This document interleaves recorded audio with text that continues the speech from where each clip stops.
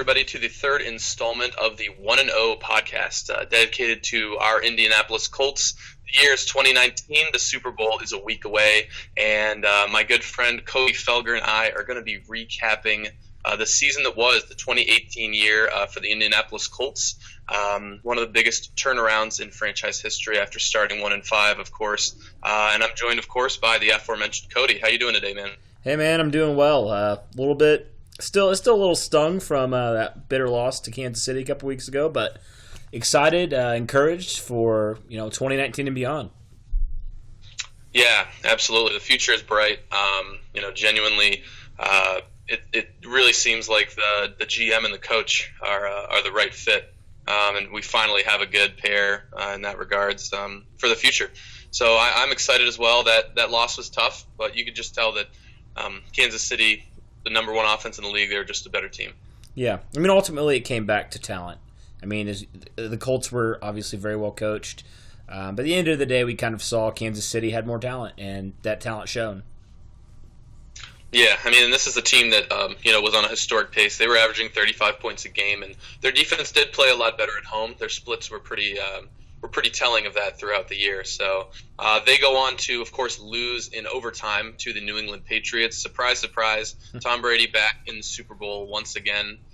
He'll be facing off against the LA Rams, led by Jared Goff and Sean McVay in the creative offense on that side. I'm sure we could talk about those games extensely, but I'm sure it'll be a good Super Bowl. We'll chat about it after the game. I myself am rooting for the Rams, picking the Rams in this one. What about you, Cody? What's your quick take on Super Bowl 50? Is this 53? Yeah, 53, man. It's weird.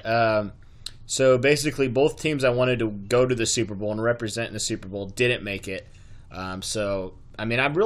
This might be the first year I think that I'm not really going to be too invested in the Super Bowl, just because I'm kind of like, well, I can't root for the Patriots, obviously, and I don't really know if I want to root for the Rams because it seems like they bought most of their team. I don't know. There's just really nobody to root for me, at least. But of course, I want the Rams to win out of anybody. So, yeah. Absolutely, yeah. Truth be told, I won't be rooting for them too hard. Maybe just a little bit. The last Super Bowl that I was really invested in was Broncos-Panthers from a few years ago. I was really rooting for Denver. I wanted, Peyton to go out with a ring. So that was probably the last time that I was really invested in rooting for a certain team. Right. I guess I was intrigued last year, especially since at this time last year, Josh McDaniels was still talking, funny enough, to the Colts about their job and had basically accepted, I think, at this point.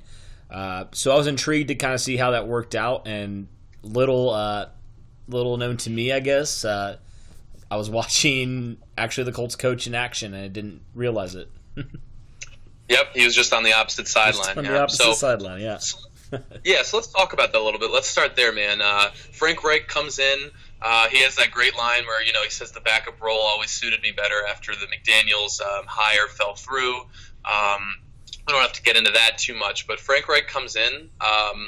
What were your initial impressions, and what do you take away from Frank Reich and the job he's done and the culture that he's starting to build here with the Colts? Man, first we'll start with the culture, man. That the culture change from 2017 to 2018 was incredible. I mean, just players being accountable. You see actual players progressing, which we really never saw in the Pagano era very much. Man, the culture he just set was it's crazy. Like, that's exactly, I think, how a team, and that's how Chris Ballard envisioned this team looking, and it's just incredible in what he's been able to do in 1 year. Yeah, absolutely. Frank Reich is a guy who seems very like he has a quiet confidence about him. Mm-hmm. And he really created that 1-0 mantra, which we of course named this podcast after, and the whole franchise has really grabbed by the horns in terms of mentality and an idea to just work and improve every week, and that's what Luck has talked about, and Darius Leonard and other guys being interviewed. So it seems like whatever he's doing is working because the players are buying into it. And also, I think in this day and age, having an offensive-minded head coach is really wise. Defense is still integral, especially in the playoffs and crucial moments in games. But at the end of the day, play calling has become incredibly important.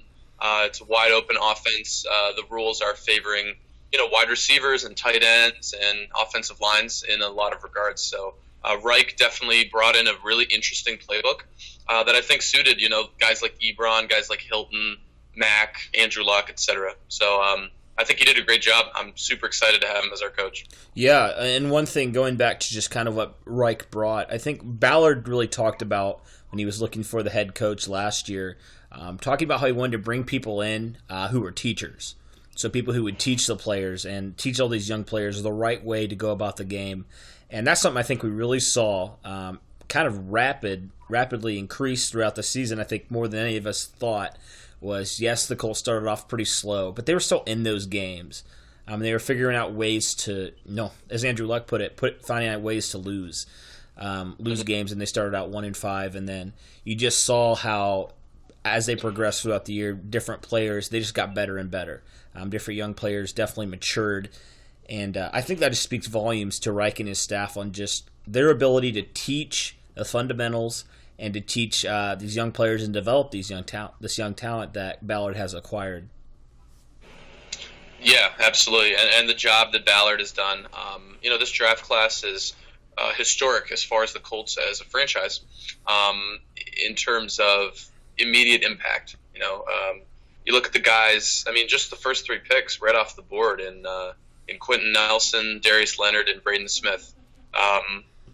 Key members of their units.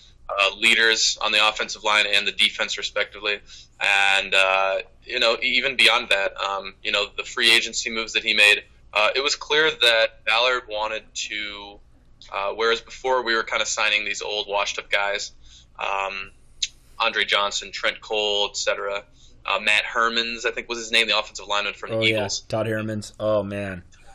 Yeah, Todd Hermans. Yeah, signings like that just kind of baffled a lot of Colts fans. And now the fact that we're developing, drafting, signing guys for 2 to 3 year deals, prove it deals, players that fill holes is really the direction I think the Colts have needed to go for years.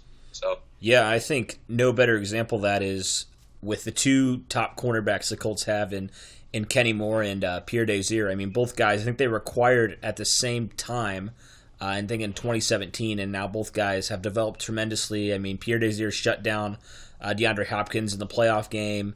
I think actually both games in Houston, he shut down DeAndre Hopkins. And then Kenny Moore just came out of nowhere last year. I think he was a waiver wire pickup by Ballard. Just kind of came out of nowhere, played special teams, kind of got some more action at the end of the year in 2017, and then just came on this year and had a very, very good season. I think that's just a testament to Ballard and his staff and Frank Reich and his staff, and just how they're able to find these gems and develop them. And it's really incredible. Yeah, and that's the great thing about the word develop, is that it's still going to improve. A lot of these guys are going to continue to get better, and make more strides, and this next draft class is also going to be super important. There will be some key signings. We have plenty of cap space.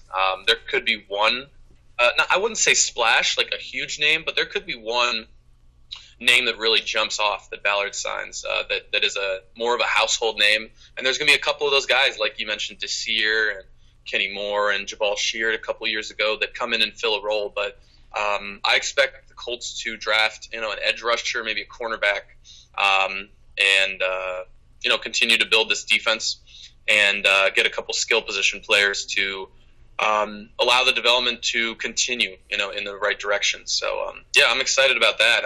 Let's stay on that defense for a moment, Cody. I think there were many surprises, especially after the 1-5 start. But the way that defense played the last 10 games of the season against Houston on the road in the playoffs, what were your really initial overall impressions of the unit that Matt Eberflus was putting out there? Yeah, I mean, credit to Eberflus and his defensive guys. I mean, incredible. Especially coming from a defense that, I think it was the cheapest in the league. Just the way that Ballard was able to find those people, and man, I think they were like the number 11th overall defense, and phenomenal run defense. Pass defense got better. I'm just blown away. I really was, by just how they were able to do the things that they were able to do with really like you mentioned, the Colts are going to need to get a pass rusher. They didn't really have pass rush. They had to kind of create pass rush with some, you saw Kenny Moore blitzing, some corner blitzes, different stunts. It was incredible. I was just blown away with how Eberflus handled it, and even in his first year, I think we tend to forget. I mean, it was his rookie year as the defensive coordinator. He's never done this before, and just the way he was able to do that, hold his players accountable, it was incredible. Yeah, it was quite surprising, and we're not used to having a defense like this. Because, I mean, the year that Mathis had 19 and a half sacks, the defense was decent that year, but it was mostly carried by the veteran Robert Mathis, who's, of course, one of the all-time great Colts, and still works for the staff, just like Reggie Wayne and other guys like that. But since that, the defense has been ranging between terrible and mediocre, especially at stopping the run. And that's really the foundation of any defense. I feel like good run defense really creates down and distance, 2nd and 8, 3rd and 7, favorable situations for your unit. And, we'll talk about MVPs. I just wanted to kick it off since we're on the subject. My MVP for the Colts season is got to be Darius Leonard. I think there's some great choices, but as much as we can talk about Desir and Kenny Moore and Margus Hunt, another great signing by Chris Ballard, Darius Leonard was the heart, hustle, and soul of this defense. Really from day one. I mean, I remember watching that Redskins game. I'm sure you remember that game as well in week 2. And I mean, my eyes popped out of my head. I couldn't believe the range that this guy had going sideline to sideline. It seemed like he was just going 100% on every play, as cliche as that sounds. And I mean, this guy really got me excited about the Colts defense, about the Colts future. It really seems like in the early second round that Chris Ballard found a very, very special, really talented player. Mm-hmm. Absolutely. Yeah. I'm trying to think for mine. I mean, I could go with the cop-out answer and say Andrew Luck. Sure. But I think what this year showed us especially, and I don't know if I can do this, but I'm going to do it, I want to just highlight the entire Colts offensive line. I think they were the MVP of this year because, I mean, as we saw, Andrew Luck will be Andrew Luck. You see that Miami game, different games throughout the season. Andrew Luck has had his heroics this year. But what we really saw, I think, for the first time, we were talking about it before we started recording this podcast, was like, man, the Colts offensive line went from literally worst to first in 1 year. And it showed with, Marlon Mack. Missing games is still almost getting 1,000 yards, having multiple 100-yard games. I think more 100-yard games this year than I think ever in the Andrew Luck era. I mean, that's insane. Don't quote me on that. I'm not sure. But I know, I think it showed that the Colts are finally becoming on their way to becoming, they're not fully there yet, but they're on their way to becoming a balanced football team. And I think that's really the major reason, because as great as Andrew Luck is, and we all know we could talk for hours and hours on how great Andrew Luck is, at the end of the day, if you don't have balance, you're not going to win a lot of games. Yeah, absolutely. Yeah, the offensive line, like you were saying, you were right on target. They had 4 100-yard rushing games, all from Marlon Mack. I think the first one was against Buffalo, a couple beyond that, and then one in the playoffs as well. So, 5 100-yard rushing games this season. The offensive line, just to give you some numbers, Cody, we were talking about this a little bit before. The sack percentage from 2017 was 11.5%. So that means about 1 out of every 9 pass attempts or dropbacks, our quarterbacks are getting sacked. This year, that was dead last. And this year we jumped to first. People use that expression to exaggerate, but we literally went from 32nd to first. Our sack percentage was 2.8% this year. So that's about 1 out of every 42 dropbacks, which is just such an enormous difference. That alone, even if you're not lighting up the scoreboard, just those opportunities for positive plays and to give your quarterback time is so valuable. And anybody could give Luck the MVP for this team. Totally reasonable. I think the offensive line is a great choice, though. Guys like Nelson, Braden Smith, having Ryan Kelly, even though he did miss a few games. This unit is just, there's really not a lot you can complain about. They really surprised a lot of fans. They surprised me. And, Luck is great. if you give him time. We've said this for years, and I don't think anybody outside of the Colts community really listened. But we were always saying, just give Luck an offensive line, see what happens. And Ballard was able to give him an offensive line, and he threw 39 touchdowns. So I think that kind of speaks to that fact as far as the offensive line, and really excited to see what these guys can do next year. Yeah, absolutely. I think the key is for the offensive line, keeping that same unit on the field together. I think it's huge because I think in the games that they were together, I mean, they had over 100 rushing yards besides the outlier Kansas City game. I mean, they had 100. I don't think they allowed a sack. Had 100-yard rushers in about every game. I mean, if you can get this unit together, I mean, they've shown how lethal they can definitely be. Yeah, absolutely. So we mentioned a couple MVP guys. Mine was Leonard. You mentioned the offensive line. I think those are great picks. Andrew Luck is, of course, probably both of our honorable mentions. The guy didn't play in 2017. And, he's just, as much as people joke, my friends will always send me interviews of Andrew Luck or, laugh about how nice he is and how polite and respectful. I think his teammates really love and follow that direction. I mean, he never calls anybody out. He is always accountable.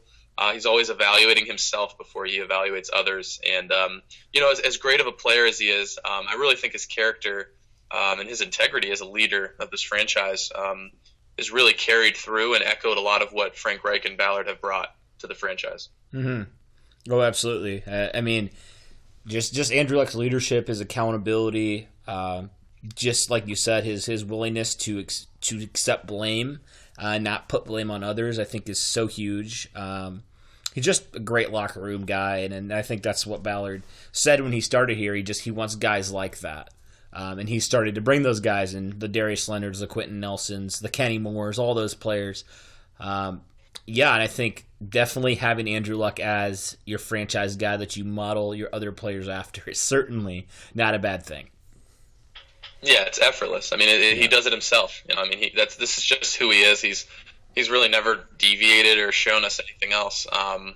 He is probably the goofiest, probably the goofiest quarterback I've ever seen. I mean, you compare him to, interviews with guys like, Rivers and Cutler, and even guys, like the quote unquote GOATs like Breeze and Brady and Rodgers, and the way he talks and approaches the media and his team is just super unusual. It's goofy, but it's also there's a lot of love. You can tell his teammates love him. I saw a couple videos of Ebron and Luck at the Pro Bowl, and the way Darius Leonard talks about him and T.Y. Hilton and the coaching staff.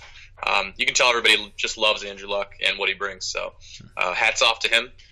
He should officially, I don't know if he won the official one, but NFL Comeback Player of the Year in the bag for Andrew Luck. So yeah, I think what I heard was the official awards that people pay attention to will be announced. I think very soon. I think maybe this week sometime.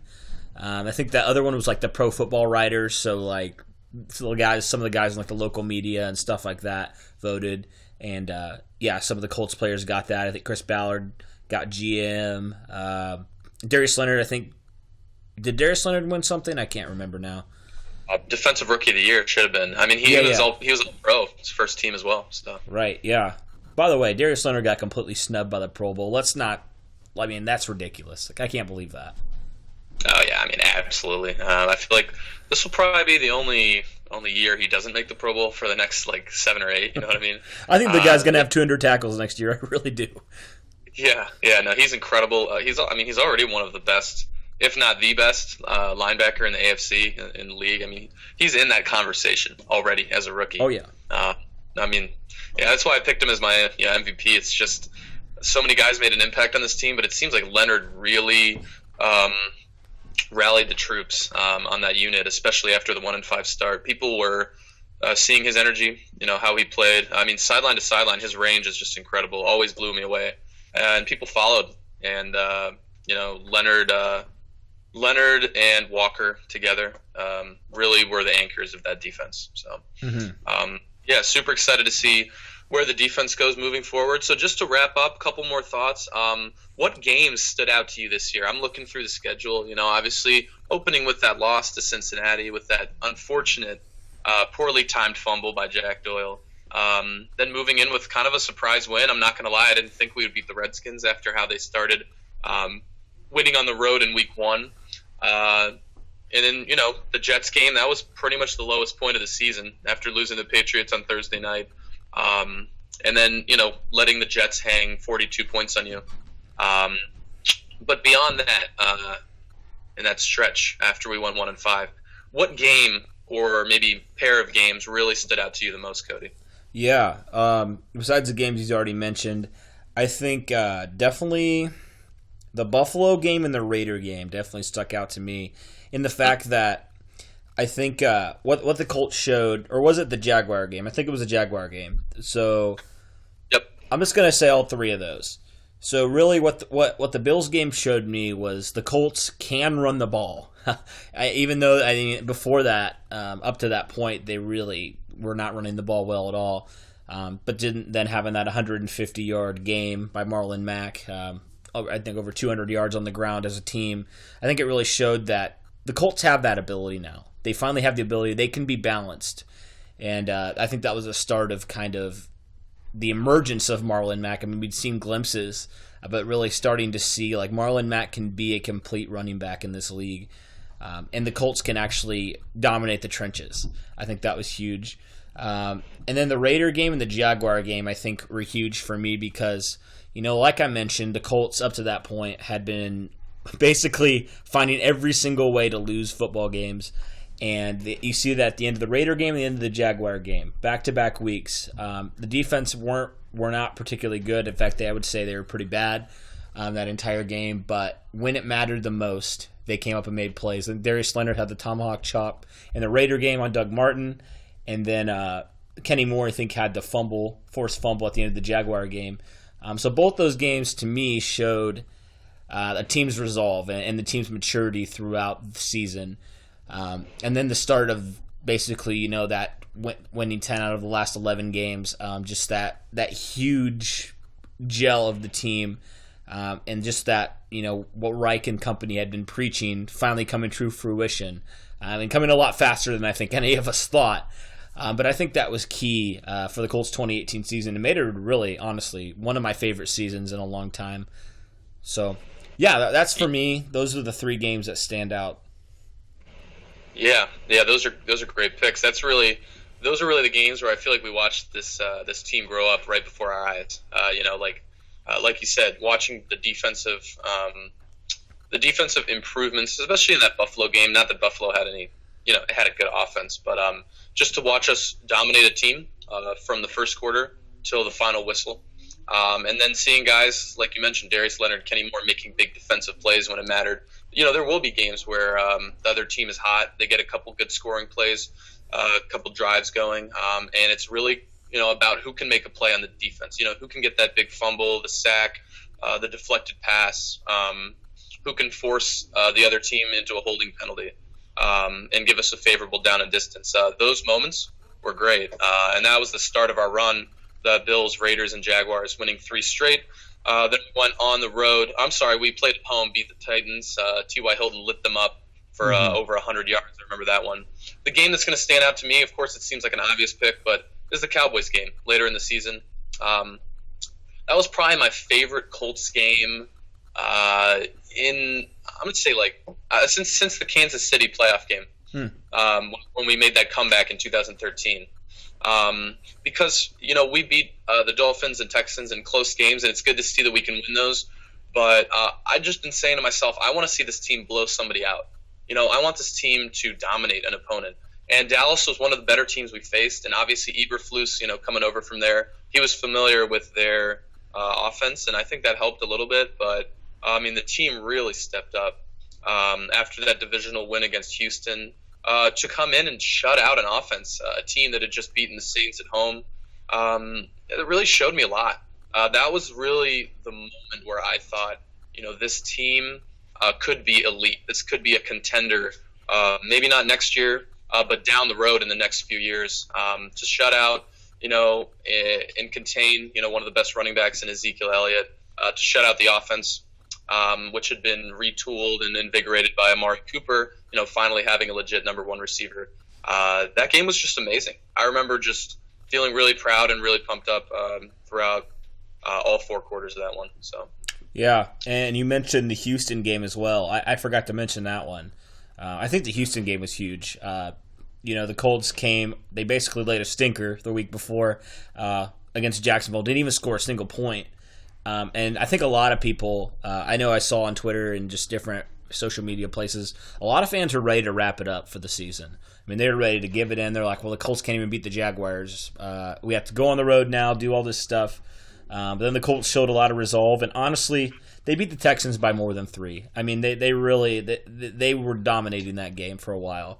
I think they're up 10, and I think DeAndre Hopkins scored in like the last minute or something like that to make it closer than it was. But I think that was huge. It was a huge statement, especially to go on the road down in a hostile environment in Houston, and to be able to just pull out that win, that crucial win to keep their playoff hopes alive, and then to just win out basically to get to the playoffs. I think that was huge as well. Yep, and my boy T.Y. Hilton, of course, continuing to torch Houston in Houston. A $1.99 in that game, and I mean he just gets up to play Houston. You can tell. So yeah, well that's a great look at the season that was. You mentioned it, Cody. Definitely such an encouraging and really fun season. Definitely one of the best that I've ever watched since I've been in high school. I graduated about 10 years ago. And it really seems like the winds of change are blowing through Indianapolis and blowing through this franchise at a perfect time, when our quarterback is still in his prime, and we're building this great offensive line, and the pieces on the defense are promising. So I'm excited. That's basically the 2018 recap, guys. We mentioned some players, talked about some games, and guys like Frank Reich and Chris Ballard, what they brought to this franchise.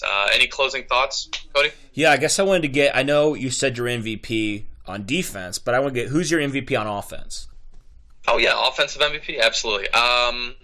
It's got to be. There's a couple. Marlon Mack is certainly somebody that I was looking at, but I would actually have to say Eric Ebron. Just because of the fact that he only had 11 touchdowns in what was it 4 seasons in Detroit. The guy comes over, and I mean this is also speaking to how great Frank Reich is as a coach. He believed in Ebron from day one. He had him involved in the offense, and I think that confidence was all that the guy needed. 13 touchdowns. He even had a rushing touchdown on top of that, and the guy was he was just a red zone weapon, and that's what Andrew Luck needs. A big target when you get into those tight windows. Because being in the red zone, you're closer to the end zone, but it also compresses the space that you have to work with. And having a big target, you could tell Luck and him had instant chemistry. And I really give props to him coming over, signing a 2-year deal, and really proving himself as a good borderline elite tight end in the NFL. In his first season. So that would be my offensive MVP. Okay, I'll do defense. I could, Darius Leonard's the obvious choice, but I'm going to do another player. I think Kenny Moore was just huge. I think he was vital for this year, especially for what the Colts wanted to do on defense. I think he was a perfect scheme fit. The guy just makes plays. I mean, you saw it from week one, Cincinnati makes the interception. To the end of the season, Kansas City, he gets one of the Colts' only sacks comes off a corner blitz. This guy consistently throughout the entire 2018 season was making plays, and he is my 1A. If Darius Leonard's my 1, then he's like right below him. He's right there. So. Yeah, that's my guy that I think. Love Kenny Moore. I actually was able to interview him about a year ago somehow. It was pretty cool before anybody really knew who he was. So you guys can definitely check that out. It's on the channel as well. And so for me, yeah, man, that's who I have. Yeah, it's a great pick, man. Yeah, Kenny Moore, really a guy that surprised me. I'll have to go back and check out that interview because I didn't know too much about him when the Colts brought him in. But yeah, like you said, not only the ability to cover, the ability to make plays in the secondary, but his blitzes, the way he was used in the zone schemes that we ran, really creatively, and you can tell he's just a great locker room guy as well. You can tell he gels with Leonard, with Walker, with Malik Hooker, and all those guys. So, great pick. Excited to see what this defense can do, how they can build off of this year. 2019 is a season that I'm sure you agree, but I'm certainly super excited for. I'm more excited than I've been for a season in quite some time. And coming up in the next few episodes, we're going to be recapping, or I should say looking at and breaking down free agency, some guys that we could sign with all the cap space we have, and talking about the draft. It's 3 months away, a little under 3 months. It's coming quick. Who are the guys that the Colts are going to target? What are the biggest needs on this team? And, we'll break that down and start looking at 2019. But it is nice to put a ribbon on what was overall just a fantastic 28 season. Absolutely. And I hope to also look at the free agents the Colts have in-house, who they could potentially we'll maybe do this on an episode in the future, but looking at who the Colts could potentially, re-sign for reasonable deals, let walk. We'll dive into that in another episode. And then also I'm hoping to get on Zach Hicks from StampyBlue.com, who was down in Mobile, Alabama at the Senior Bowl, and just kind of get his take on who he thinks would be good fits for the Colts. So I hope to get that up, get an interview with him in the next couple weeks and put that up as well. So, yeah. Definitely. That would be great. Senior Bowl obviously features a lot of the best, the top of the top, the creme de la creme, if you will, of the guys coming out. Going to be picked in the first 2 rounds of the draft coming up in April. I did just check. It is under 3 months away, about 12 and a half, 13 weeks. So, we're going to get a lot of content here coming up before the draft. That was the 2018 season recap. The Colts finish at 10-6, a wild card spot. They win their first playoff game since 2014. The offensive line, the defense take huge strides forward, and that's going to do it. For Cody Felger, I am Julian Rosen. We hope you guys keep up with our Facebook page, the Horseshoe Huddle on Facebook. We'll be getting a lot more discussion going forward as we move into free agency and the draft. We thank you guys for joining us, and we'll see you next time.